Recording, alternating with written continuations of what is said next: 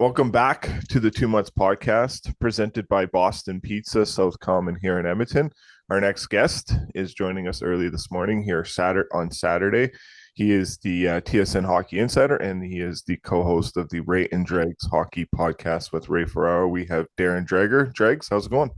Yeah, not too bad. We're just kickstarting the weekend here, obviously, with the holiday season right on us. So I'm one of those guys, Josh, that basically a last minute shopper. Now, thankfully, my kids are adults. So although if you go over the course of the year, the stuff they require is far more expensive than your normal Christmas shopping type of routine. I seem to be doing less and less Christmas shopping, but I've done none of it to this point. So it's either today or I guess tomorrow.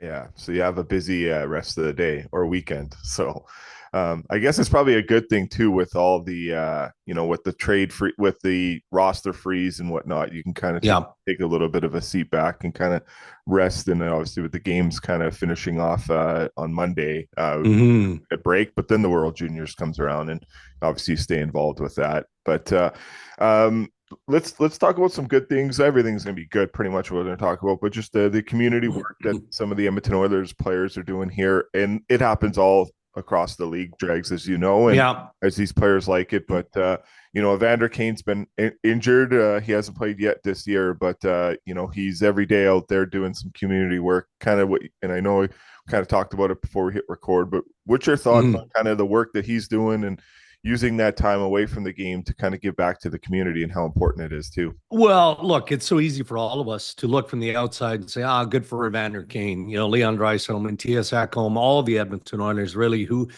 do various things in the community. Some of it is made public, a lot of it isn't. They do it for a number of reasons, but mostly because they get the experience of how it feels, right? To give back and put the smiles on the faces of all these young people and frankly the less fortunate. And so if you want to start with Evander Kane, I watched the post that you sent my way. I'd read something about it, but I didn't know the depth. But you can see just the pure happiness on the face of Evander, right, as he's interacting with these kids, especially.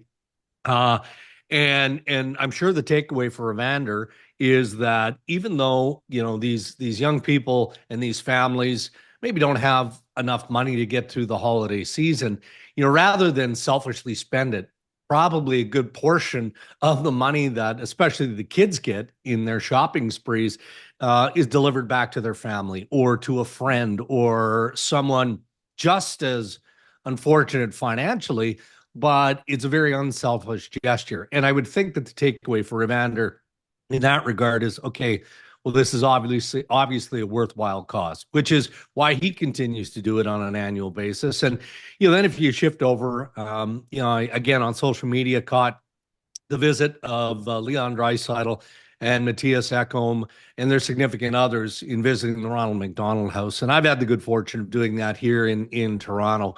But you can just see again on the faces of Matthias and Leon how important it is for them to be there in that moment. And it can be a tough experience, Josh, right? It can be tough when you're in there and you're realizing that, these families have a real tough, they've got a tough road ahead. And the kids, especially, are in and facing challenges that they just should never have to deal with. So if all it takes is 1 hour out of your life to stop by and invest and put a smile on these young people's faces, I mean, to Oilers fans, young and old, Leon Draisaitl, Matthias Ekholm, Evander Kane, Connor McDavid, every one of the Edmonton Oilers are heroes, right? So to give them that 1 hour, again, sometimes the cameras are there, as you know, Josh. Yeah, Oftentimes they're not there.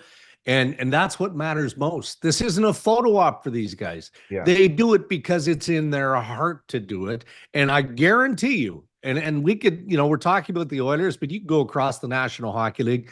It is probably their most favorite time of year in terms of all the charity work that all these great players do, the experiences that they gain throughout the holiday season, putting the smiles on these faces and giving back a little bit. I mean, it makes it all worthwhile. Yeah, it's amazing to see, Dregs. I was yeah, as you kind of know, and we were chatting too, I was in Calgary the other day, and Yeah. what Travis Hamonic has done for me and my own mental health, and even my brother too. All of us have, like Travis says, unfortunately, we're part of a club that no one wants to be a part of in terms of Mm.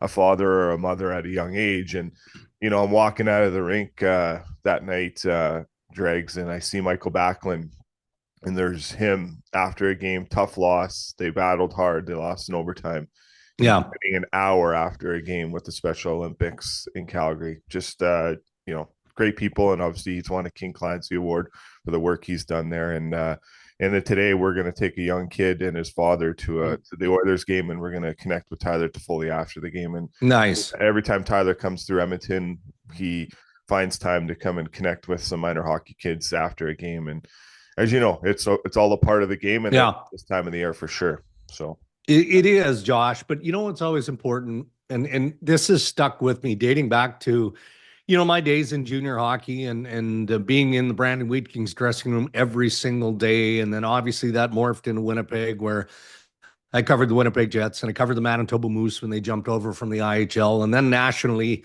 here in Toronto and all of that. I've been in countless dressing rooms throughout my career. But what has always stuck with me is be careful in our criticism, media, and keep that criticism fair and on the ice. What pisses me off more than anything, and I'm going to go on just a small rant yeah, here, no, is when media people, and I'm not talking about ex-players, analysts, because ex-players have been in that environment, they've been in that room, and they've experienced the experiences that qualify them to use certain words.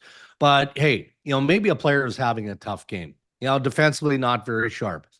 The Matt Rempe hit on Heiskanen. Heiskanen last night. Yeah, Yeah. yeah, So automatically there's a fan base and there's a media group that is going to judge Matt Rempe. Okay, well, judge the hit. Don't judge the character or the individual. And I remember years ago, and I think it was early on in social media, and I read a post, and I can't remember who it was, but he used the word gutless in describing a player. Well, hold on a moment. Again, you can analyze the play and you can have a strong opinion on how violent that play was, unacceptable that play was. When you attack another human being's character, that's unfair. That's crossing the line yeah. because of what we've just talked about here for the last couple of minutes, right? I mean, don't judge the man based on a play or what happened on the ice, right? And in certain situations, sure, it's fair to wonder, when you do something devious, and we've seen that where wires touch and a player just snaps and does something heat of the moment that undoubtedly that player immediately regrets, and he's held accountable by the Department of Player Safety or otherwise. But for media people to dive into the room and start pointing fingers and say, well, this guy's a bad guy. So two words that always came to mind that I always push back on. One, in describing a dressing room or an individual is gutless because you don't know that guy. You're not in that room. And the other one, he's a cancer in the room. That one drives me bonkers because it's so grossly unfair. And I guess I go on this rant because this is now the positive example of the heart inside each one of these human beings to give their time and not only to visiting the Ronald McDonald House or visiting a hospital during the holiday season. It's easy, but it isn't so easy. And it's rewarding for sure. It's fulfilling for sure for these players, but more so for the people that they're spending time with, and you and your brother and the experiences that you've had and what you just described in watching Michael Backlund give back to the people that he's giving back to. I mean, that's what makes these great players great people. And that's probably the biggest takeaway for me. Yeah, it's a very well said, Dregs. Couldn't say it any better. And the words were very right and very passionate on your end for the right causes and the right reasons. Let's move over to the NHL report sponsored by Sheena Boychuk Realty. Realty by Design, your design approach to real estate. Thanks for Sheena for joining us. That is Johnny Boychuk's significant other. So great work that they're doing. Nice. Thank you. Edmonton. Yes, exactly. So let's where are you at right now with the Red Wings? A tough loss to the Habs last night. Do you think there's once we kind of get back into the roster where the rosters aren't in the right Yeah. freeze? Do you think Steve Yzerman's going to make some moves, or is there some players down in Grand Rapids that he might utilize to call up to kind of help jolt, maybe spark them to get what the Senators are getting in terms of good play and getting into a playoff spot? Right. And honestly, that's a good comparison there, Josh, because that probably is bothering Yzerman, the management group of the Detroit Red Wings more than anything, is that, okay, the Ottawa Senators went through a similar rebuild and they have been taking it in the teeth year after year after year. Sadly, the loss of Eugene Melnick forced the Melnick family to sell off. They did to Michael Landauer, who's deeply committed to community, as we've already talked about here, but also to making sure that the Ottawa Senators are run as well or better than any team in the National Hockey League. That's his mantra. That's his mandate. Brings in Steve Staios, Dave Poulin, bringing a terrific coach in Travis Green and a coaching staff that, there's synergy now between ownership all the way through coaching, right into that dressing room in Ottawa. And Staios made some bold moves. The Ottawa Senators felt like they were turning a corner up until last season, but their goaltending couldn't sustain. And so Staios goes out and he acquires Linus Ullmark. Okay, he had a bit of a shaky start to this year, but he held himself accountable and he has elevated his game to the place where now Ottawa knows and believes and is confident their goaltending is top shelf. And I think the team is fed off that. And he's brought in other pieces, obviously, that are contributing. So to go back to Detroit, I think there's envy from Detroit's perspective, looking at what Ottawa has in terms of a bigger nucleus. Yzerman has to look at his team and know it's just not good enough. I'm a big fan. Who isn't a fan of Dylan Larkin, the way he plays the game and all that? But Josh, I mean, you know this. I look at Detroit and I don't see a number one center there. I don't. So they've got some weak spots in certain areas that you just can't afford to have when you're trying to compete for a playoff spot. And frankly, I think that, the fact that Derek Lalonde is still the head coach of the Detroit Red Wings is a byproduct of Yzerman recognizing his roster isn't good enough. Why fire a coach, when you haven't been able to furnish him with players that are going to compete night in and night out to lock down a playoff spot? So I think anything is possible in a long-winded way. Maybe they search throughout the organization internally to look for a bit of a spark. I do think it's possible that Yzerman is a buyer, but what's he selling? They were kind of put into a predicament this year because they had to look after Lucas Raymond. They had to look after Moritz Seider. And so financially, that put them in a tight spot. Yeah. But I do think anything is possible with Yzerman and the Red Wings, but that includes having to stay patient and maybe drift into the offseason. Yeah, it's the last thing you want to do is make a rash move or a move that's going to hurt you down the road. And you kind of you really wonder what Buffalo might do. Obviously Dylan Cousins' name is out there too, but it feels like that player is going to be a star in this league. It just might not be his year right now. But yeah, I don't know where you're at with the Sabres. I know it was another tough loss last night and kind of a weird call that we normally don't see.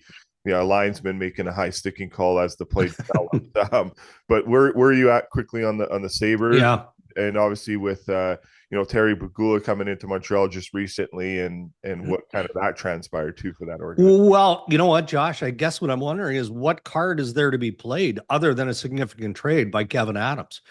The last thing that Kevin wanted was for his owner, who also owns the Buffalo Bills, by the way. And, he's coming out of a celebratory weekend where the Bills win a real big game. And probably the last thing he wanted to do was have to go to Montreal, even though Montreal is beautiful in the holiday season, to try and pump the tires of his group. And now you look at kind of the language and the messaging we're getting from Lindy Ruff, an experienced head coach, I should add, who he seems like he's out of answers. He's trying to push buttons and he's holding himself accountable. He's trying to solve a problem, but he doesn't know where to start. And so, This week he went after his leadership core, and Dylan Cousins is part of that leadership core. And, he acknowledged that it has to start with them. Well, the one thing that I'm not being critical here of Lindy, I guess the one thing I would wonder about is, well, do you not think that Alex Tuck knows what he's supposed to do, or Dylan Cousins, or Samuelson, or Rasmus Dahlin, who came back into the game? He was on the sidelines with an injury, played against Toronto Maple Leafs. Whomever that leadership core is, the 5-6 guys, it feels to me like they're just looking around and looking for help. Sure, they're looking in the mirror individually and they're saying, well, I got to find a way to be better. And individually, if I can be better, collectively as a team, if everybody feels they can be better and they try harder, they put in more of the work, maybe the answers are within. But in the meantime, they continue to lose games, right? Winless in 12. Yeah. Winless in 12. And really at this stage, it looks like there's no hope of coming anywhere near a playoff spot. And if that's the case, and Adams isn't able to do something to help this group that matters, then I don't know that Terry Pegula is going to have a choice at some point other than to replace his manager and hope that a new vision and a new strategy pulls this organization out of the mud, because they've been stuck in that ditch for far too long. Yeah, they definitely have. A team that drags that out west here, they probably dying for this Christmas break to kind of regroup. It might be the Vancouver Canucks, but a critical game tonight against the Ottawa Senators. And obviously Miller took some time away, came back. Yeah. And I know this is we're very sensitive to the mental health. The work that you do in the mental health sector too is amazing, and we're going to be very careful on that. But where are you at with the Canucks season to date, and do you think there's something that can happen? Because Jimmy Rutherford's always in everything, Patrick Allvin's in everything. Yeah. Are they going to make some moves? Because they're not shy of doing it in the future too. No, you're right, and yes, they're going to make some moves. Let's just be matter of fact on that. Grinding the National Hockey League in search of a top 4 defense, and they feel like that's what they need most, and then secondarily they need a forward, and I think their preference at this point would be a winger, and they feel that they need those two pieces to be a contending team. So what it looks like to me, Josh, now is that you've got Rick Tocchet and his coaching staff really just wrestling with inconsistency, right? So JT Miller goes off on his leave of absence. And during that stretch, I think we saw a better product, a better game, and certainly more contribution from Elias Pettersson, who at the start of the year, there was hope and there was some discussion on the possibility, felt lofty to me, but there was some who wondered whether or not this guy could be a Hart Trophy candidate. Now, Pettersson certainly has the skill set to be in that lofty, speculation prior to, but he just hasn't been able to put it together. And I don't know, it feels like, he and JT Miller in the same lineup are like oil and water. But JT Miller is truly the head of the snake of the Vancouver Canucks, because he has an unrelenting ability and desire to drag this team into the fight. And it probably drives him crazy when he looks around and he sees the skill set of Pettersson, maybe Brock Besser, not doing what he's capable of doing. Höglander not doing what he should be. All of the pieces that remain inconsistent in that lineup for the Vancouver Canucks. And, I'm sure that Miller feels like at times he doesn't know what buttons to push as a leader on that team. And maybe that extends to Tocchet and the coaching staff. But I think there's more positive here than negative. And I know I've focused on the negative. Getting Thatcher Demko back is like a mega trade in and of itself, right? And we can see that he's going to be a real good shot in the arm. I mean, he's proven that in the short time that he's been back. I still think Vancouver's going to figure it out. I do. And it's mostly because of what we've acknowledged, and that's Jimmy Rutherford and Patrick Allvin aren't going to sit on the fence. They're just waiting for a fit and an opportunity that makes sense. And Josh, I'm going to remind you of something. We had Billy Guerin on recently on the Rain Dregs Hockey Podcast, and he learned this from Jimmy Rutherford in Pittsburgh when they were together.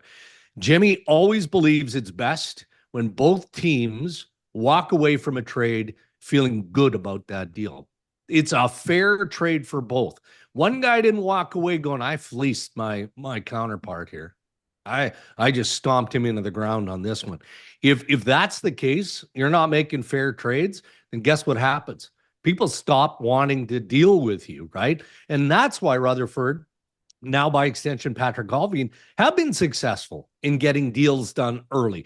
That's why Billy Guerin is one of the most aggressive general managers and successful in making trades, is because he always approaches it under the same sort of mode that he learned from Rutherford. So they're going to add these pieces. And I think Vancouver is going to find a way to be way more consistent in the second half. Yeah, I think they will too. They're just too hard, too good not to think that wouldn't plan out for them. So it'd be an interesting scenario to watch. We'll move over to the Washington Capitals. They're just rolling dregs. Mitch Love has been on our podcast a few times, and he's an assistant coach, runs the defense there. Ovi's been out, but they've just been kicking like they've been kicking before. When they get him back, there'll just be another jolt of them, just like you talked about the jolt that the Canucks got with Demko. But how fun has it been able to watch this Caps team and what Spencer Carberry and the rest of his coaching staff have been able to do, and even getting Pierre-Luc Dubois going the way that getting him to go. Well, I think I want to start with coaching and Spencer Carberry, another guest on the Rain Driggs podcast. And, if our listeners aren't familiar with how he coaches or the way he manages his business, just listen to one of his pregame or postgame interviews. I mean, this guy is just in tune. He's in tune with his players. His bench management, I would argue, is second to none. But, what's interesting is when Spencer played the game, Josh, he was a tough guy. This guy, he had a bazillion fights one year. I can't remember where it was. Maybe it was in the American League, whatever. I mean, it seems out of character for such an intellect and a well-spoken NHL head coach. But I think part of the reason why big part of the reason they're having the success they're having is his skill set in communicating. He's not a soft coach by any stretch of the imagination. The players appreciate when they know what exactly they're supposed to be doing individually. You can have a structured plan philosophically, but that structure is only employed and works when the individual player, again, knows what's demanded of him individually. And again, I said this earlier, you're the sum of the parts. So when the individual player is doing what he knows he's supposed to do, then collectively, that's when a structure works, right? And it can be offensive. On a forecheck, it can be defense and covering your defensive zone and how you're going to manage things in neutral, all of that stuff, right? And Carberry and his coaching staff have done a real nice job. And then you look at some of the pieces inside the organization. Sure, we can identify Pierre-Luc Dubois, because honestly, Josh, it felt like this guy was running out of runway in the NHL, right? Starts in Columbus, goes to Winnipeg in the Lion A trade. I wouldn't say he was a bust in Winnipeg. That would be unfair. He gets traded to the Los Angeles Kings, and that was a deal that Cheveldayoff just flat out won in the pieces and three players, the three assets that he got from the Kings. Didn't work out in LA. So Rob Blake makes a smart trade, flips him to Washington, gets Kemper back. He's a good fit in LA, and Pierre-Luc Dubois, probably again, because of coaching, understands his role, but he's taking ownership and accountability for the player he needs to be. And maybe it's not the dominant offensive player that he thought he was going to be when he broke into the National Hockey. Maybe it's more well-rounded. Maybe it's a more physical guy who needs to be able to defend, who can chip in offensively, and he's been terrific. But I like the other stories. My son had the misfortune of playing against Connor McMichael on a regular basis. So my son played for the Whitby Wildcats. Ajax is just down the road here. And the Ajax Pickering Raiders had a star by the name of Connor McMichael on that team, who's an 0-1, who he was just a pain in the rear end because of how good he was in minor hockey. And now we can see it, right? He's a budding star potentially in the NHL, but that's Spencer Carberry working with him in their American League program. And now, kind of developing this player at the NHL level. So it's not just about the stars like Alex Ovechkin, who's treading on the path of history. It's about being patient in an organization and knowing where to put the right pieces to make that puzzle work. Yeah, yeah, it's great. It's fun. It's like because they're a good team. They've done really good in terms of bringing in some players through Yeah. free agency. So it's been a good success for them so far. So hopefully, especially where they finished off last year and being a minus 35 goal differential and being eliminated in the first round by the New York Rangers. But we'll finish up on Yeah. Flames here. We do a lot of Flame stuff, so we'll just kind of get a quick rip there. I know you're on with the barn burner guys there too throughout the week, and really good interviews that you do over there too. But where are you at with the Flames and maybe a top six forward in terms of maybe getting some help up front, maybe a right shot center if that's something that Curry Conroy wants. But at the end of the day, I think Ryan Huska and his coaching staff have done an amazing job with what they've gotten so far out of this group. Yeah, I think that's fair. And I think it's accurate. I don't think any of us had the Calgary Flames again at the start of the year leading division or fighting for top spot in the conference, which they did early in the season. I think that where Calgary is right now, just outside the wild card line, is probably where we thought they'd be, right? They're a team that is going to keep it interesting. They've got enough there from the crease out defensively, character in the team, punch up front, all of that they're going to keep it interesting. Again, we had Conroy on the podcast, and at the time, Calgary was trending really, really strongly, and I think that his point of discussing it the way he did was okay. Let's the March 7th trade deadline's a long way away. Are we in the market? Sure, we are. Would we like to add a top six center? You bet we would, but probably not at the risk of our top end young players or prospects. And depending on where we're at in the standings at the time, you then also have to consider, okay, what about draft picks here? Does it make sense, right?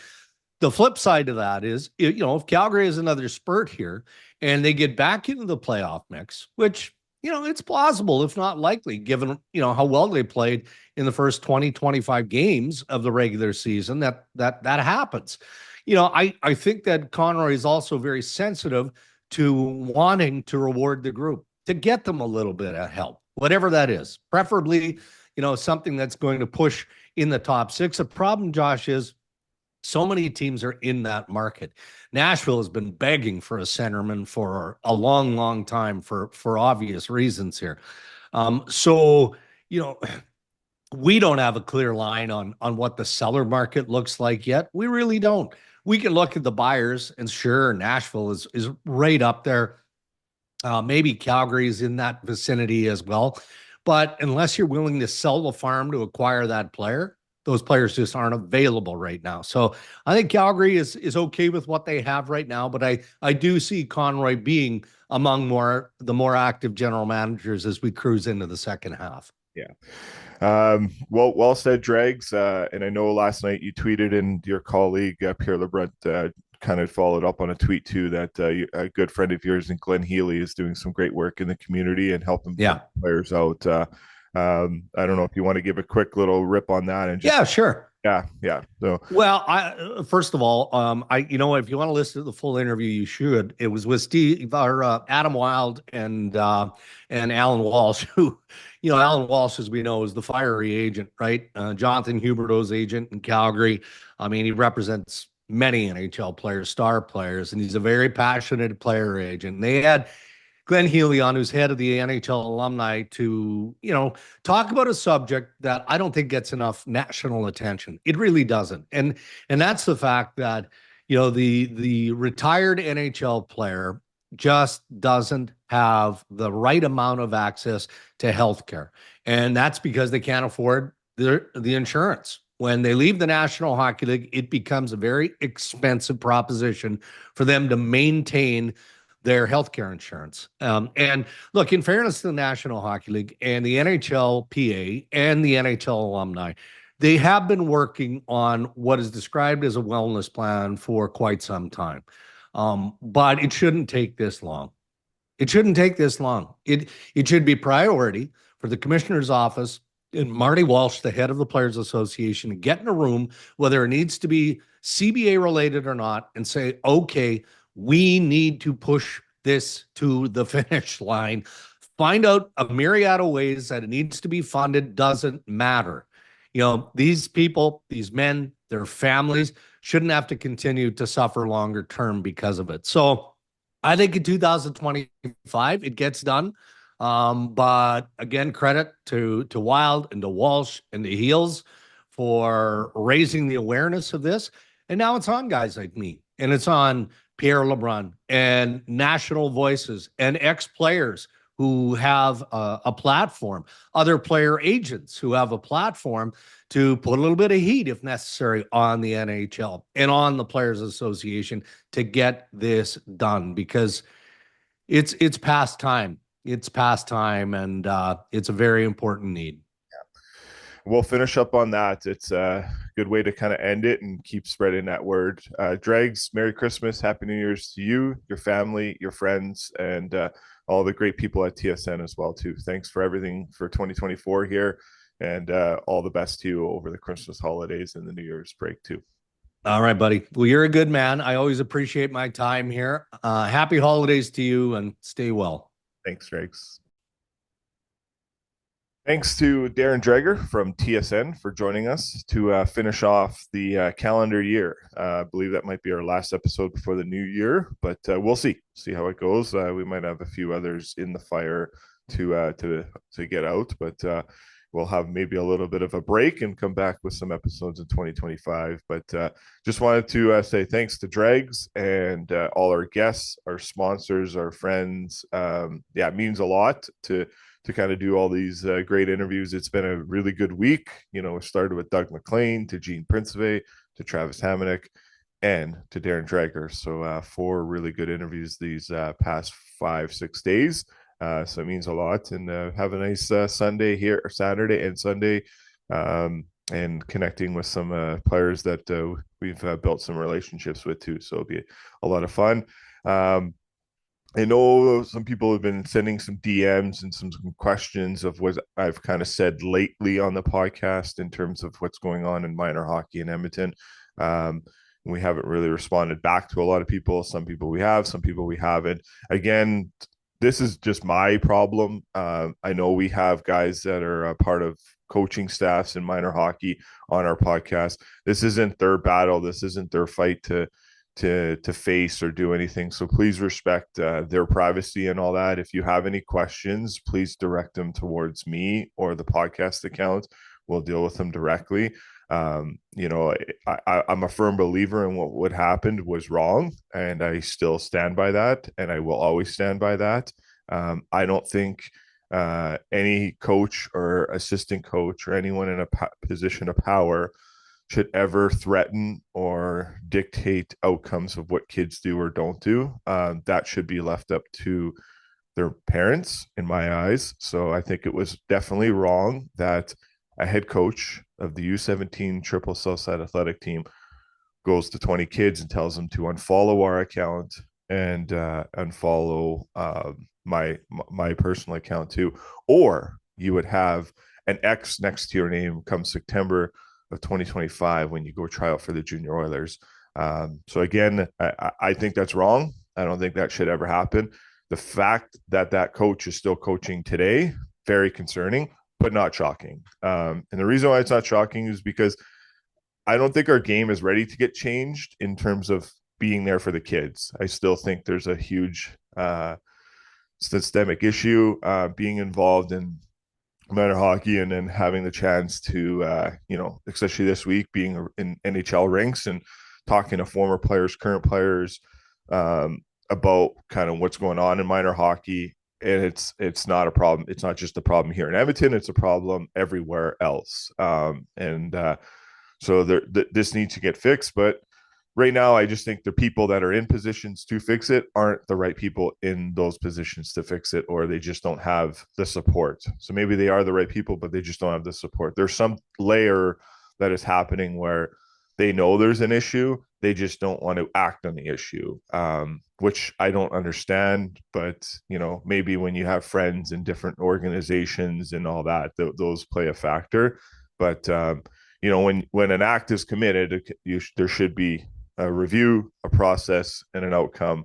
It shouldn't get covered up. And I know my incident and the things that I've raised awareness on and brought up has been covered up. So I'll agree to disagree with Hockey Edmonton on that, because I personally believe um, it's not been handled right. And so we'll see what happens with them. Junior Oilers still haven't made a comment, so I'm assuming they were a part of this whole situation, because I've asked for a comment from them. They've denied to make a comment, so maybe they were a part of putting an X the players' names at tryouts. I don't know, but again, they still don't seem to want to make a comment. I've sent 2 emails in on that, so that is where it is. Unfortunately, I can't change that. All I can do is ask a question when I don't get a response back, and people are asking, was Junior as part of it? Maybe they are, maybe they aren't. But right now, they don't want to make a comment. And Hockey Edmonton, I did submit another complaint because Hockey Edmonton guided me in that direction to do that. And and I don't really think much will come out of it, because in September they did the same thing. So I'm just at that point there, and I'll look at other options of how I could, keep making this a process that's a fair process, that it's not covered up. And that's just where I stand on it. And I know I've upset some people here, but I'm just not going to keep my mouth shut, because I know that there's kids out there that don't feel appreciated. They're not encouraged. They're not supported, and they weren't treated right. And that is concerning. And, at the end of the day, it's personal agendas over the health and well-being of our young athletes. So until there's a day that someone wants to wake up and say, I don't appreciate this, we're going to take action, then action will be taken. Until now, I know what we, as our podcast and myself, go to bed good at night knowing that we did a good work in terms of encouraging our players, encouraging our athletes at all levels of hockey, to make sure that they're taken care of, they're understood, that the right communication is made to them, the right processes are made to them. So, and they have all the resources and have all the support that they need to become better players and better athletes. And that's kind of where I'll finish up on. I'm not going to waste any more time on it. There's other ways I can, bring this to awareness, to have change. We used our podcast platform. It's create awareness. Now we've had over 553 messages come through on multiple incidents that have happened, not only in that organization but many other organizations. And just think of that: 553 direct messages through Instagram, Facebook, and Twitter. That's a problem. When you have that many messages coming in supporting what you're bringing up, and then they have their own stories to share, and they've been kind of shut down, they don't feel confident, they don't believe in the process of bringing a review, that needs to fix. That needs to get fixed as soon as possible. And I stand on this. Our game is broken right now. And I don't like to say that, but it is. The minor hockey level, our game is broken. And hopefully in 2025 it changes, and the right people want to do the right things to create change and create awareness that when something happens, we're not going to put up with it. So I'll finish up on that.